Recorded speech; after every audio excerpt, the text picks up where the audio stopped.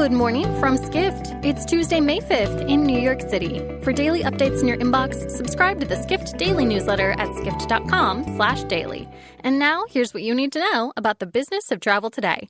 Faced with a drop of more than 95% in referral revenue in the last weeks of the first quarter, hotel price comparison service Trivago informed investors that it has started to make changes to our organizational setup, including significant headcount reductions, writes executive editor Dennis Schall. Other than chopping jobs and reducing costs, Trivago didn't specify what organizational changes it is making. Referral revenue comes from the clicks Trivago charges advertisers when it sends them leads for hotel or vacation rental bookings.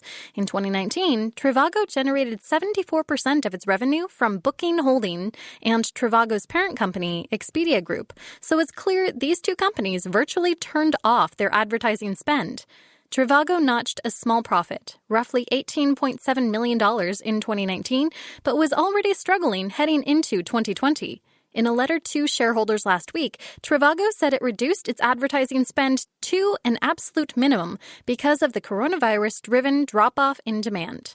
Next, events can certainly overtake optimism as shown by the sharp strategy shift since January for Despegar, the largest online travel agency in Latin America. Despegar has been counting on closing the acquisition that it first announced in January of Best Day, one of the largest travel agencies in Mexico, for $136 million. But company executives told investors Monday during an earnings call that the gross bookings for the online travel agency had contracted during the second half of March by more than 95% year over year. That would be one big reason Despegar wants to exit from the Best Day deal, or else see significant changes to Best Day's valuation and the timing of payments, exec said, reports senior travel tech editor Sean O'Neill. Finally, as a hedge to its passenger business, Minneapolis-based Sun Country Airlines announced an agreement in December to fly 10 dedicated cargo aircraft for Amazon. With cargo demand soaring, that's looking like an auspicious decision. Sun Country, an ultra-low-cost carrier, expects to fly its first airplane for Amazon Thursday, with 9 more coming by midsummer, the airline's CEO, Jude Bricker, said in an interview. Operating freighters is a serious undertaking.